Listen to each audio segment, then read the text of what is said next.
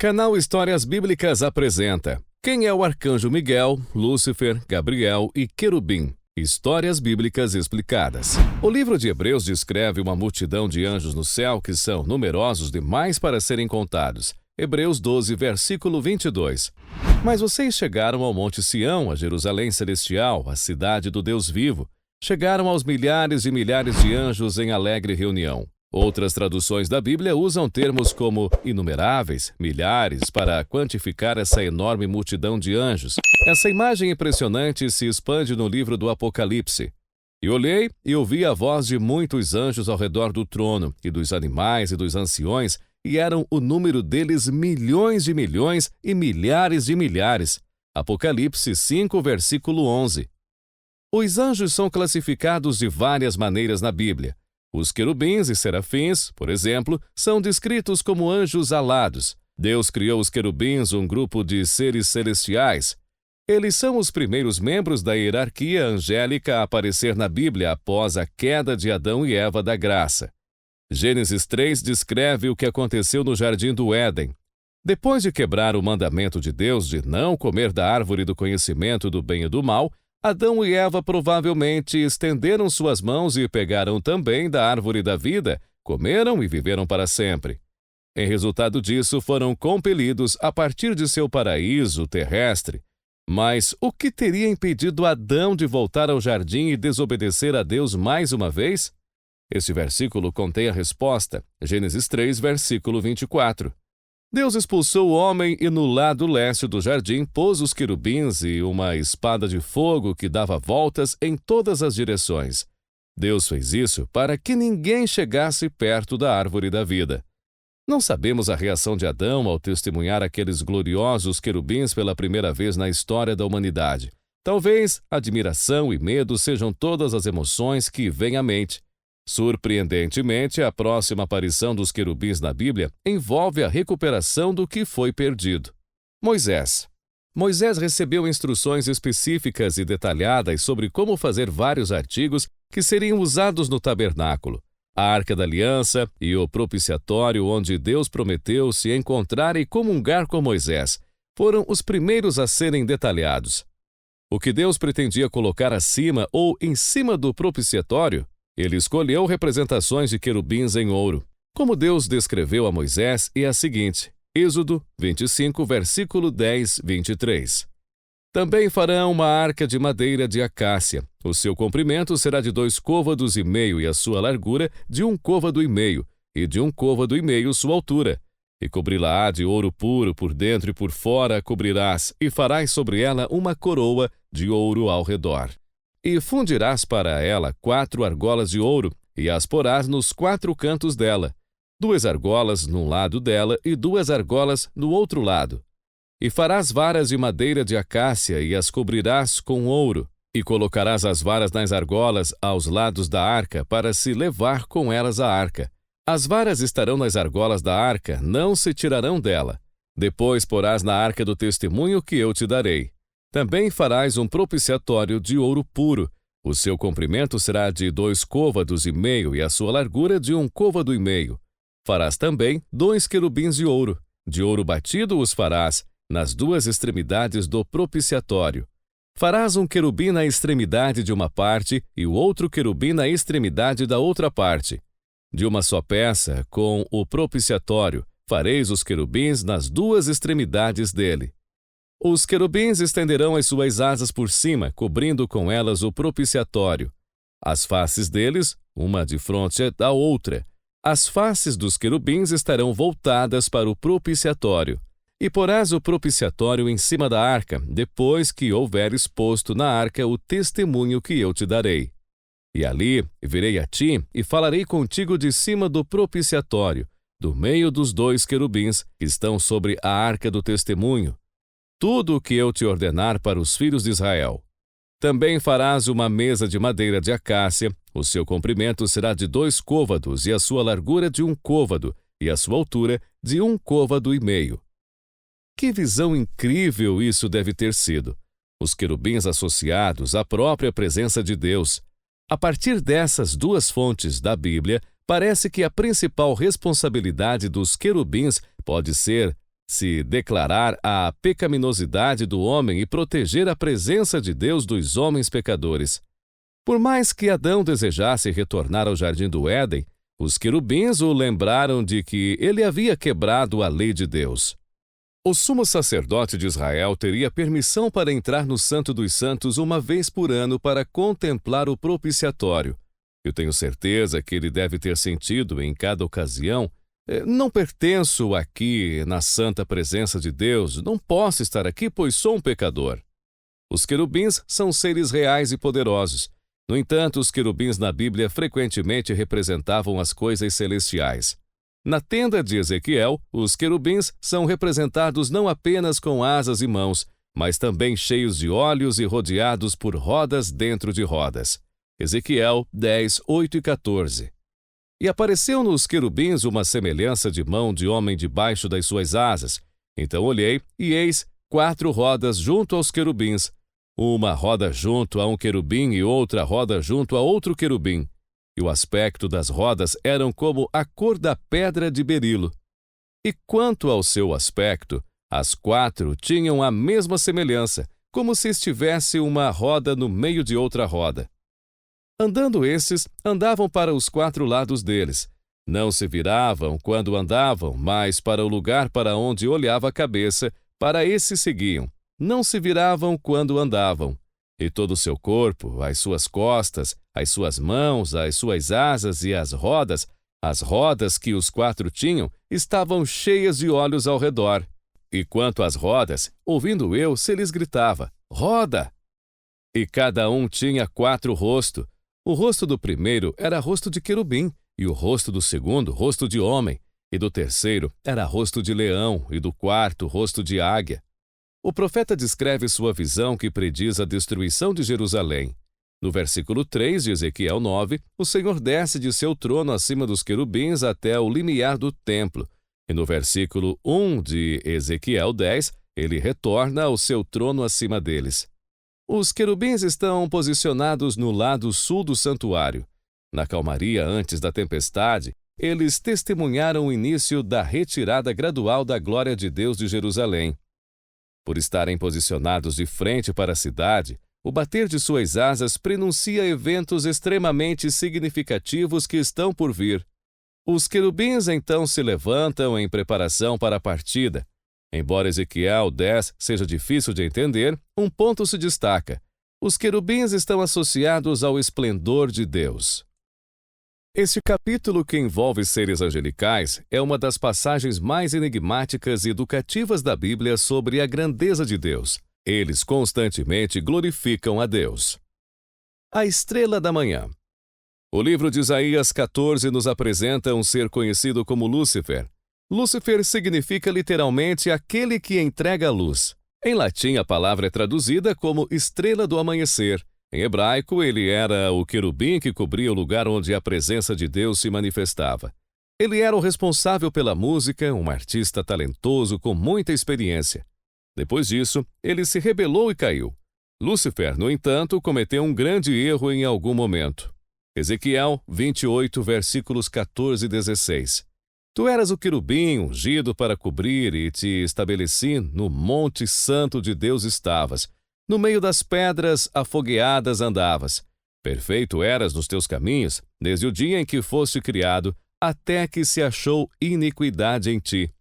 Na multiplicação do teu comércio encheram o teu interior de violência, e pecaste, por isso te lancei, profanado, do monte de Deus, e te fiz perecer, ó querubim cobridor, do meio das pedras afogueadas. A razão da rebelião de Lúcifer é revelada. Como caísse do céu, ó Lúcifer, filho da alva, como foste cortado por terra, tu que debilitavas as nações. Isaías 14, 12. Serafins. Os serafins são outro grupo de anjos que foram especificamente identificados. Serafins é uma palavra hebraica que significa os que queimam. Os serafins são mencionados no livro de Isaías. Isaías viveu em Jerusalém durante a segunda metade do período do reino de Israel e falou em nome de Deus aos líderes de Jerusalém e Judá. Ele transmitiu uma mensagem do julgamento de Deus. Em primeiro lugar, ele advertiu os líderes corruptos de Israel que sua rebelião contra sua aliança com Deus lhe custaria caro, que Deus usaria os grandes impérios da Assíria e mais tarde da Babilônia para julgar Jerusalém se eles continuassem na idolatria e na tirania dos pobres. Mas essa declaração foi acompanhada por uma mensagem de esperança, a grande visão de Isaías de Deus sentado em seu trono no templo, cercado por criaturas celestiais, gritando: Deus é santo, santo, santo. E Isaías de repente reconhece quão corruptos ele e seu povo de Israel são, e ele pensa que a santidade de Deus irá destruí-lo. Mas ele não é. Então um dos serafins voou e o queima, não para destruí-lo, mas para limpá-lo de seu pecado. Enquanto Isaías pondera sobre essa estranha experiência, Deus atribuiu a ele uma tarefa difícil. Ele deve continuar pregando o julgamento vindouro. Mas por que Israel passou do ponto sem retorno? Suas advertências irão, paradoxalmente, endurecer o povo. Isaías 6, 1 e 8. No ano em que morreu o rei Uzias, eu vi também o Senhor assentado sobre um alto e sublime trono, e a cauda do seu manto enchia o templo. Serafins estavam por cima dele, cada um tinha 6 asas, com 2 cobriam os seus rostos, e com 2 cobriam os seus pés, e com 2 voavam, e clamavam uns aos outros, dizendo: Santo, Santo, Santo é o Senhor dos exércitos, toda a terra está cheia da sua glória. E os umbrais das portas se moveram à voz do que clamava, e a casa se encheu de fumaça. Então disse eu: Ai de mim, pois estou perdido, porque sou um homem de lábios impuros e habito no meio de um povo de impuros lábios. Os meus olhos viram o Rei, o Senhor dos exércitos. Porém, um dos serafins voou para mim, trazendo na sua mão uma brasa viva que tirara do altar com uma tenaz, e com a brasa tocou a minha boca e disse: Eis que isto tocou os teus lábios, e a tua iniquidade foi tirada, e expiado o teu pecado. Depois disto ouvi a voz do Senhor que dizia: A quem enviarei, e a quem há de ir por nós? Então disse eu: Eis-me aqui, envia-me a mim. O profeta percebeu imediatamente que não tinha o direito de estar na santa presença de Deus e confessou isso. Então um dos serafins pegou uma brasa do altar e tocou os lábios de Isaías para limpar sua iniquidade e expiar seu pecado, apesar de pertencer a diferentes hierarquias e estar envolto em mistério. Na Bíblia, os serafins e querubins compartilham uma característica: nunca param de louvar a Deus. Anjos e seres celestiais são adoráveis, mas empalidecem em contraste com o nosso Cordeiro Celestial, o Senhor da Glória, diante de quem todas as forças no céu e na terra se curvam em devoção sagrada e adoração sem fôlego. Salmos 80, 1. Tu que és pastor de Israel, dá ouvidos. Tu que guias a José como a um rebanho. Tu que te assentas entre os querubins, resplandece. Salmos 99, versículo 1. O Senhor reina. Tremam as nações. Está sentado entre os querubins. Comova-se a terra. Podemos assumir que havia vários serafins, porque Isaías menciona cada um e um clamava ao outro. O trabalho do serafim no céu é cantar louvores ao nome e caráter de Deus. Os anjos realizam diferentes tarefas na Bíblia. Alguns anjos são mensageiros de Deus, Daniel 4 e 13. Outros anjos são servos de Deus. Os anjos observadores são mencionados no livro de Daniel 4 e 13. Os anjos são frequentemente descritos como militares dos exércitos celestiais, Jeremias 5 e 14. Portanto, assim diz o Senhor Deus Todo-Poderoso: porque o povo falou estas palavras, farei minhas palavras da tua boca de fogo, e desse povo a lenha que consome. Outras vezes os anjos são chamados de filhos dos poderosos, Salmo 89, versículo 6, ou filhos de Deus, Jó 2, versículo 1. Apenas 3 anjos são identificados pelo nome na Bíblia: Gabriel, Daniel 8, versículo 16, Miguel, o arcanjo, Daniel 10, versículo 13, e Lúcifer, o anjo caído, Isaías 14, versículo 12. Gabriel. Gabriel é um dos anjos bíblicos mais conhecidos. Em hebraico, Gabriel significa de Deus, herói, o poderoso, ou Deus é grande. Na Bíblia, ele é comumente referido como o mensageiro de Jeová ou o mensageiro do Senhor. Ao contrário da crença popular, a Bíblia nunca se refere a ele como um arcanjo. Gabriel é essencialmente o mensageiro misericordioso e promissor de Deus. Ele aparece na Bíblia 4 vezes, sempre trazendo boas novas. No entanto, as revelações de Gabriel são cruciais no desenrolar dos planos, propósitos e vereditos de Deus. Vimos Gabriel pela primeira vez na Bíblia em Daniel 8 e 15 e 16. Lá ele entrega a visão de Deus para o fim dos tempos. Deus o encarregou de transmitir uma mensagem na sala de situação do céu que revela o plano de Deus para a história. Daniel 8, 15 e 16. Enquanto eu, Daniel, observava a visão e tentava entendê-la, diante de mim apareceu um ser que parecia homem. E ouvi a voz de um homem que vinha do Ulai. Gabriel, dê a esse homem o significado da visão. No versículo 17, Gabriel diz: Quando ele se aproximou de mim, fiquei aterrorizado e caí prostrado. Ele me disse: Filho do homem, saiba que a visão refere-se aos tempos do fim. Gabriel, esboçando panoramicamente a procissão dos reinos terrestres, assegurou a Daniel que a história culminaria no retorno de Cristo, o príncipe dos príncipes. Daniel 8, versículo 25. Pela sua sutileza fará prosperar o engano na sua mão, no seu coração se engrandecerá e destruirá muitos que vivem em segurança, e se levantará contra o príncipe dos príncipes, mas será quebrado sem intervir mão de homem. Daniel 8, 23. Mas o fim do seu reinado, quando acabarem os prevaricadores, se levantará um rei, feroz de semblante, e será entendido em adivinhações. Gabriel faz sua primeira aparição no Novo Testamento em Lucas 1, porque Deus ordenou que um profeta fosse ao Messias tanto para proclamar sua vinda, quanto para preparar os corações e mentes do povo para ele. O relato do envolvimento angélico na vida de Cristo deve começar antes mesmo de considerarmos Maria e José. Em sua sabedoria e soberania, Deus decidiu que o nascimento desse profeta deveria ser um milagre por si só. Zacarias estava no templo esperando pelo Senhor. De repente, apareceu-lhe um anjo do Senhor em pé à direita do altar do incenso. Lucas 1:11. Então, o anjo do Senhor apareceu a Zacarias à direita do altar do incenso. Quando Zacarias viu o anjo, ficou perturbado e dominado pelo medo. Mas o anjo lhe disse: Zacarias, não temas, porque a tua oração foi ouvida, e Isabel, tua mulher, dará luz a um filho, e lhe porás o nome de João. E terás prazer e alegria, e muitos se alegrarão no seu nascimento, porque será grande diante do Senhor, e não beberá vinho, nem bebida forte, e será cheio do Espírito Santo, já desde o ventre de sua mãe. E converterá muitos dos filhos de Israel ao Senhor seu Deus, e irá diante dele no espírito e em virtude de Elias, para converter os corações dos pais aos filhos e os rebeldes à prudência dos justos, com o fim de preparar ao Senhor um povo bem disposto. Disse então Zacarias ao anjo: Como saberei isto? Pois eu já sou velho e minha mulher avançada em idade. E respondendo o anjo disse-lhe: Eu sou Gabriel, que assisto diante de Deus e fui enviado a falar-te e dar-te estas alegres novas.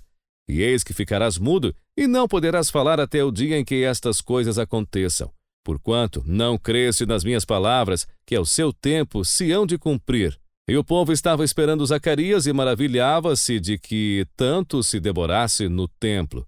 E saindo ele, não lhes podia falar. E entenderam que tinha tido uma visão no templo, e falava por acenos e ficou mudo. E sucedeu que, terminados os dias de seu ministério, voltou para sua casa. E depois daqueles dias, Isabel, sua mulher, concebeu e por 5 meses se ocultou, dizendo: Assim me fez o Senhor nos dias em que atentou em mim para destruir o meu opróbrio entre os homens. E no 6º mês, foi o anjo Gabriel enviado por Deus a uma cidade da Galiléia chamada Nazaré. Lucas 1, 13 e 26. Zacarias, um sacerdote, e sua esposa Isabel foram escolhidos como pais do profeta. Eles nunca tiveram filhos porque Isabel era estéril e eles também já haviam passado da idade de procriar. Lucas 7, 1. E não tinham filhos, porque Isabel era estéril e ambos eram avançados em idade. Observe como esse relato é semelhante ao caso de Abraão e Sara em Gênesis. E eram Abraão e Sara já velhos e adiantados em idade, já Sara havia cessado o costume das mulheres. Assim, pois, riu-se Sara consigo, dizendo: Terei ainda deleite depois de haver envelhecido, sendo também o meu senhor já velho? Gênesis 18, 11 e 12. Mas como dito anteriormente, Deus enviou o anjo Gabriel a Zacarias para informá-lo de que ele e Isabel estavam esperando um filho e que esse filho seria o precursor do Messias, João Batista. Quando João Batista e Jesus eram mais velhos, ele realmente preparou o povo para Cristo, apontando seus pecados e chamando ao arrependimento. Quando Cristo estava pronto para começar seu ministério, a tarefa de João foi concluída. João disse a Cristo: Vós mesmos me sois testemunhas de que disse: Eu não sou o Cristo, mas sou enviado adiante dele. Aquele que tem a esposa é o esposo, mas o amigo do esposo, que lhe assiste e ouve, alegra-se muito com a voz do esposo. Assim, pois, já este meu gozo está cumprido, é necessário que ele cresça e eu diminua. João 3, 28, 30. Maria. Quaisquer que sejam as tarefas épicas que Gabriel já havia concluído para o Senhor, esta tinha que ser a mais épica de todas. Ele foi enviado a Nazaré, cidade da Galiléia, a uma virgem prometida em casamento a um homem chamado José, descendente de Davi. Maria era o nome da virgem. Que mensagem linda o Gabriel tinha para aquela jovem. E eis que em teu ventre conceberás e darás à luz a um filho, e pôr-se-lhe-ás o nome de Jesus. Este será grande e será chamado Filho do Altíssimo. E o Senhor Deus lhe dará o trono de Davi seu pai. Lucas 1, 31, 32. Este anjo em particular foi agraciado com grande honra e responsabilidade por Deus, porque o nascimento de Cristo seria um evento único, uma nova vida gerada fora do processo humano normal em uma virgem sem o envolvimento angélico de um homem em sua vida, começou muito antes de ele nascer. Certamente a senhora que daria à luz o Cristo, ou a criança, precisava ser informada com antecedência. Ela precisava estar preparada para um evento que seria impossível sem a ajuda de Deus. Além disso, mesmo que a ocorrência fosse uma obra do Espírito Santo, a jovem seria escarnecida e maltratada por aqueles de sua família e comunidade que não acreditavam na natureza milagrosa da concepção. De fato, sob a lei mosaica, a fornicação, que seria a única forma normal de uma mulher solteira engravidar, era punível com morte. Levítico 20, 10. Se um homem cometer adultério com a mulher de outro homem, com a mulher do seu próximo, tanto o adúltero quanto a adúltera terão que ser executados. E disse Maria ao anjo: Como se fará isto, visto que não conheço homem algum? E respondendo o anjo, disse-lhe: Descerá sobre ti o Espírito Santo, e a virtude do Altíssimo te cobrirá com a sua sombra. Por isso também o santo, que de ti há de nascer, será chamado Filho de Deus. E eis que também Isabel, tua prima, concebeu um filho em sua velhice, e é este o 6º mês para aquela que era chamada estéril, porque para Deus nada é impossível. Disse então Maria: Eis aqui a serva do Senhor, cumpra-se em mim segundo a tua palavra. E o anjo ausentou-se dela. Lucas 1, 34, 38. Maria ficou compreensivelmente perplexa quando Gabriel deu a notícia a ela. Gabriel, por outro lado, explicou que seria o poder do próprio Deus que o traria. Tome nota da redação de Maria a notícia que disse: Sua palavra para mim seja cumprida.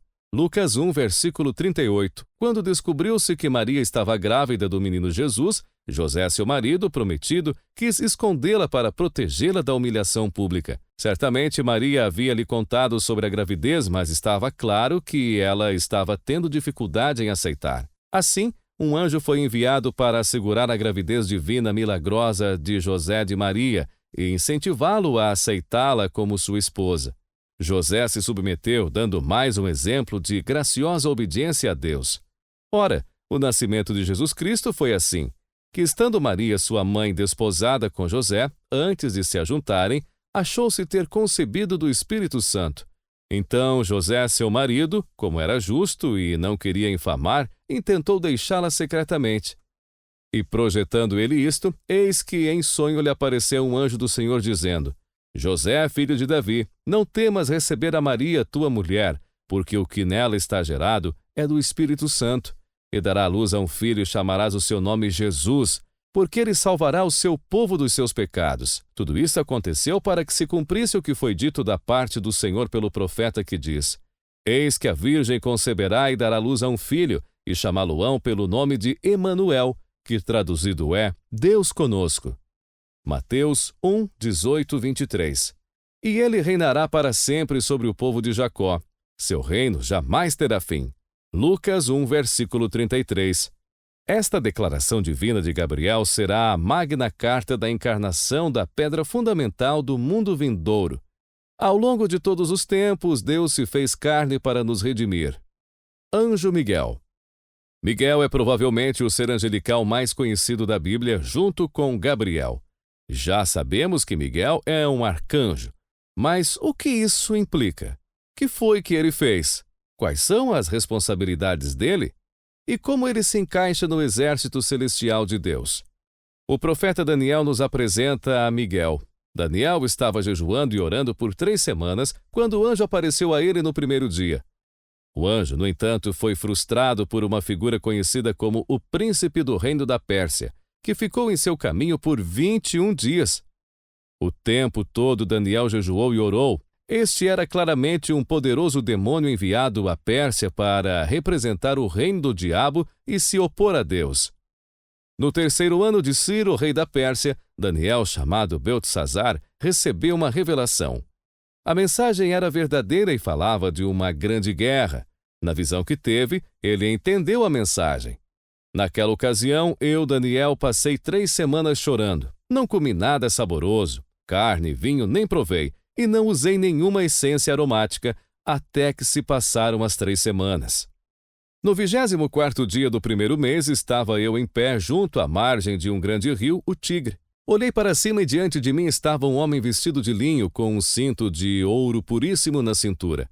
Seu corpo era como berilo, o rosto como relâmpago, os olhos como tochas acesas, os braços e pernas como o reflexo do bronze polido e a sua voz era como o som de uma multidão.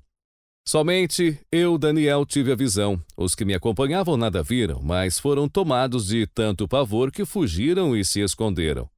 Assim fiquei sozinho olhando para aquela grande visão. Fiquei sem forças, muito pálido e quase desfaleci. Então eu ouvi falando e, ao ouvi-lo, caí prostrado com o rosto em terra e perdi os sentidos. Em seguida, a mão de alguém tocou em mim e me pôs sobre as minhas mãos e os meus joelhos vacilantes. E ele disse: Daniel, você é muito amado, preste bem atenção ao que eu vou falar. Levante-se, pois eu fui enviado a você. Quando ele me disse isso, pus-me em pé tremendo. E ele prosseguiu: Não tenha medo, Daniel. Desde o primeiro dia em que você decidiu buscar entendimento e humilhar-se diante do seu Deus, suas palavras foram ouvidas e eu vim em resposta a elas. Mas o príncipe do reino da Pérsia me resistiu durante 21 dias. Então Miguel, um dos príncipes supremos, veio em minha ajuda, pois eu fui impedido de continuar ali com os reis da Pérsia. Agora vim explicar a você o que acontecerá ao seu povo no futuro, pois a visão se refere a uma época futura. Quando ele me disse isso, prostrei-me com o rosto em terra, sem conseguir falar. Então um ser que parecia homem tocou nos meus lábios e eu abri a minha boca e comecei a falar. Eu disse àquele que estava em pé diante de mim: Estou angustiado por causa da visão, meu senhor, e quase desfaleço. Como posso eu, teu servo, conversar contigo, meu senhor? Minhas forças se foram e mal posso respirar. O ser que parecia homem tocou em mim outra vez e me deu forças. Ele me disse: Não tenha medo, você é muito amado, que a paz seja com você. Seja forte, seja forte. Ditas essas palavras, senti-me fortalecido e disse: Fala, meu senhor, visto que me desse forças. Então ele me disse: Você sabe por que vim? Tenho que voltar para lutar contra o príncipe da Pérsia, e logo que eu for, chegará o príncipe da Grécia. Daniel 10, 1, 20. Em Daniel 10, o profeta jejua humilhando-se diante de Deus e orando por uma visão do futuro judaico. Após 21 dias, um anjo aparece para ele e explica o atraso. O príncipe da Pérsia se opôs a ele o tempo todo. Miguel não pôde continuar sua jornada até Daniel, até que ele aliviasse o anjo. O anjo fica com Daniel o tempo suficiente para prever eventos futuros para os judeus, mas então ele deve voltar a lutar contra o príncipe da Pérsia e o príncipe da Grécia logo se juntará à luta também. Diante dessas forças, apenas Miguel está ao lado desse anjo. Como vemos, Miguel, em algum tipo de luta espiritual, toda vez que o vemos, pode ser apropriado dar a ele o título de general. Miguel é o único que a Bíblia chama de arcanjo. O título de Miguel é revelado em Judas 9. A palavra grega arcanjo, arcângelos, significa anjo principal ou mensageiro principal. Embora o termo arcanjo não seja usado na Bíblia para descrevê-lo, outro anjo se refere a ele como um dos principais príncipes. Judas 1, versículo 9. Mas o arcanjo Miguel, quando contendia com o diabo e disputava a respeito do corpo de Moisés, não ousou pronunciar juízo de maldição contra ele, mas disse: "O Senhor te repreenda." Miguel é referido como um dos principais príncipes. No entanto, se houver outros arcanjos, suas identidades não são reveladas na Bíblia. Miguel fica de guarda sobre Israel. Na visão final de Daniel, um anjo descreve como os últimos dias dos judeus se desenrolam. Nesse momento, Miguel, o grande príncipe que guarda os filhos de seu povo, aparecerá. Daniel 12:1. E naquele tempo se levantará Miguel, o grande príncipe, que se levanta a favor dos filhos do teu povo, e haverá um tempo de angústia, qual nunca houve, desde que houve nação até aquele tempo. Mas aquele tempo livrar-se-á ao teu povo todo aquele que for achado escrito no livro. O anjo também se refere a Miguel como príncipe de Daniel. Daniel 10:21. Mas eu te declarei o que está registrado na Escritura da verdade, e ninguém há que me anime contra aqueles, senão Miguel, vosso príncipe. Mas eu, Gabriel, direi a você o que está escrito na Escritura da verdade. Não há ninguém que a Bíblia não diz o que significa ficar de guarda. Mas é muito claro que Miguel tem responsabilidades especiais para Israel em seu papel de lutador. Miguel tem uma responsabilidade particular com Israel. Em Daniel 10:21 e 12, versículo 1, ele é considerado o príncipe daquela nação. Ao lermos a história antiga e moderna, acredito que vemos a mão de Miguel defendendo Israel. Miguel se opõe diretamente a Satanás. Além das referências do Antigo Testamento, Miguel também é mencionado no Novo Testamento. A nona versão do pequeno livro de Judas refere-se especificamente a Miguel como um anjo arcanjo e relata sua batalha com Lúcifer sobre o corpo de Moisés. Miguel triunfou graças à ajuda do Senhor. De acordo com Judas, Miguel não teve a audácia de pronunciar um julgamento injusto. A palavra grega para injúria é muitas vezes traduzida como blasfêmia ou difamatória contra o diabo. O que ele diz é interessante o suficiente para merecer seu próprio fato. Miguel diz apenas 4 palavras na Bíblia. Em outras palavras, 3 palavras gregas que são frequentemente traduzidas em 4 palavras em inglês. Em Judas 9, Miguel repreendeu Satanás dizendo que o Senhor o repreenda. Miguel é um comandante militar de alguns anjos no Apocalipse de João. Ele vê uma grande guerra no céu entre Miguel e seus anjos e os dragões, Satanás e seus anjos. No entanto, o diabo e suas forças são muito fracos para permanecer no céu. Então todos são lançados na terra. Apocalipse 12, versículos 7, 11. E houve batalha no céu. Miguel e seus anjos batalhavam contra o dragão e batalhavam o dragão e os seus anjos. Mas não prevaleceram, nem mais o seu lugar se achou nos céus. E foi precipitado o grande dragão, a antiga serpente, chamado Diabo e Satanás, que engana todo o mundo. Ele foi precipitado na terra, e os seus anjos foram lançados com ele. E ouvi uma grande voz no céu que dizia: Agora é chegada a salvação, a força e o reino do nosso Deus, e o poder do seu Cristo, porque já o acusador de nossos irmãos é derrubado, o qual diante do nosso Deus os acusava de dia e de noite. E eles o venceram pelo sangue do Cordeiro e pela palavra do seu testemunho, e não amaram as suas vidas até a morte. Miguel, o arcanjo, gritará enquanto acompanha Jesus em sua segunda vinda. Ele não apenas proclama a notícia incomparável e emocionante de que Jesus Cristo voltou, mas também fala a palavra da vida a todos os que estão mortos em Cristo e que aguardam a ressurreição. Porque o mesmo Senhor descerá do céu com alarido e com voz de arcanjo, e com a trombeta de Deus, e os que morreram em Cristo ressuscitarão primeiro. 1 Tessalonicenses 4,16. Para proteger Israel, o arcanjo Miguel e seus companheiros anjos lutarão contra o dragão e seus demônios. O método de guerra do anjo será semelhante ao que eles fazem em nome de todos os crentes hoje. Hebreus 1:14. Os anjos não são todos eles espíritos ministradores enviados para servir aqueles que hão de herdar a salvação? Não, são todos os anjos espíritos enviados por Deus para servir, acompanhar, proteger aqueles que herdarão a salvação? Claro que eles são.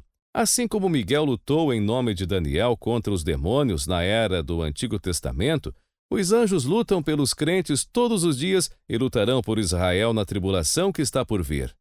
Daniel 10, versículo 13. Mas o príncipe do reino da Pérsia me resistiu durante 21 dias.